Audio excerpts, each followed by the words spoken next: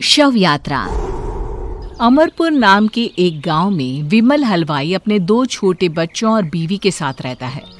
विमल की पत्नी ज्योति भूत प्रेत जादू टोने में बहुत माना करती थी। इसका बिल्कुल विपरीत विमल इन चीजों को दक्यानुसी माना करता था। रोज की तरह विमल अपने मिठाई की दुकान जाने के लिए निकलने की हड़बड़ी में होता है। मैं निकलता हूँ ज्योति, देरी हो जाएगी, दुकान भी खोलनी है मुझे। अजी ध्यान से, आज अमावस्या है। रास्ते में कोई कपड़ा या कुछ भी गिरा हो तो उसे लांग मत दीजिएगा, बगल से चले जाइएगा। अरे ऐसे तो तुम मुझे पागल ही कर दोगी क्या? हाँ, मैं नीचे देख कर चलूं कि सामने से कोई गाड़ी घोड़ा आकर मेरे ऊपर से चला जाए? दोनों हालत में तो मेरी ही मौत है। अरे क्यों सुबह सुबह इतनी अपसुगनी बातें कह रहे हो जी? मेरे गांव में तो ऐसा आंखों के सामने होता हुआ देखा है मैंने, इसीलिए कहती हूँ। वरना मुझे क्या, पड़ोसी को तो नहीं कहना चाहती मैं। पति हैं आप मेरे, इसलिए बोल रही हूँ। विमल अपनी मिठाई की दुकान चला जाता है। दुकान पर पहले से ही ग्राहकों की लंबी लाइन लगी हुई थी। ये लो, वहाँ ज्योति अमावस्या को लेकर परेशान है और आज तो हमेशा से ज्यादा ही लंबी लाइन लगी पड़ी है। अच्छी खासी बिक्री होगी आज। विमल दुकान खोलता है। एक के बाद एक ग्राहक उसकी दुकान पर मिठाई ले रहे होते हैं। तभी गांव की एक बूढ़ी औरत विमल से कहती है, जिस तेजी से बिक्री हो रही है, कहीं किसी की नजर ना लग जाए, नींबू मिर्ची टांग ले। अरे क्या चाची तुम भी, ये सब नजर बजर कुछ नहीं होता है। कैसे लोग हैं मेरे आसपास। अपनी दुकान से शाम को विमल हंसते कूदते वापस घर आता है। हाँ, आज तो अच्छी खासी बिक्री हुई है। 1 महीने में जितनी बिक्री होती है, एक ही दिन में आज उतने पैसे कमा लिए मैंने। ये तो बहुत अच्छा हुआ जी, आज ही घर की नजर उतारी है मैंने। बिक्री तो अच्छी होनी ही थी। अच्छा, तुम खाना लगा दो, सारा माल बिक चुका है।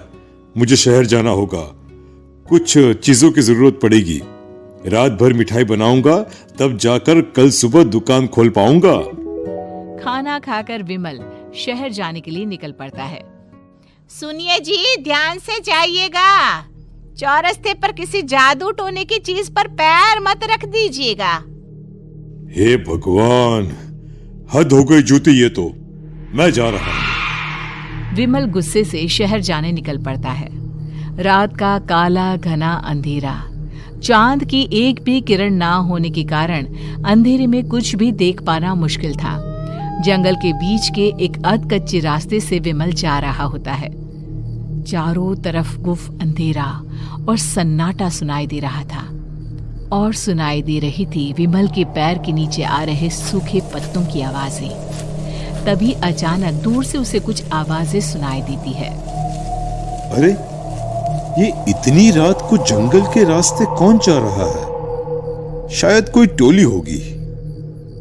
राम नाम सत्य है, राम नाम सत्य है, राम नाम सत्य है, राम नाम सत्य है। धीरे धीरे आवाज कुछ कुछ सुनाई पड़ती है। आवाज धीरे धीरे और नजदीक आती सी लगती है। विमल देखता है कि उसके सामने से सजी धजी सफेद कपड़े में लिपटी एक अर्थी निकल रही है, जिसके साथ 5 लोग ही थे।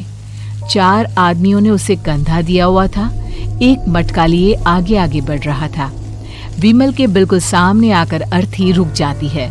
उसमें से एक आदमी विमल से कहता है, अरे भाई, जरा अर्थी को कंधा लगाना, मैं बहुत थक गया हूँ, बड़ी मेहरबानी होगी। हाँ भाई, कंधा तो मैं लगा दूं, पर रात को 12 बजे ये शव यात्रा, इस समय कौन अर्थी ले जाता है? तभी विमल को ऐसा लगता है कि शव में से आवाज आई, हम ये आवाज। मजबूरी है भाई, आप कंधा दीजिए, मैं रास्ते में सब बताता हूँ आपको। विमल अर्थी को कंधा दिए चल रहा होता है कि उसे ऐसा लगता है कि हाथ में मटका लिए जो आदमी शव के आगे चल रहा है उसके पैर उल्टे हैं। क्या हुआ भाई, हकला क्यों रहे हो? वो आपके साथी के पैर उल्टे। विमल अपनी बात पूरी भी नहीं कर पाता कि वो देखता है कि उस आदमी के पैर तो सीधे ही हैं। अरे नहीं, कुछ नहीं, मुझे शायद वहम हुआ होगा। धीरे धीरे सब आगे बढ़ रहे होते हैं। तब विमल को अचानक लगता है मटके में से एक हाथ बाहर आ रहा है। विमल घबरा जाता है। इसके पहले वो कुछ बोल पाता, कल्लू कहता है, मेरा नाम कल्लू है। हम 6 दोस्त थे, जिसमें से एक को तो तुम सोया हुआ देख रहे हो।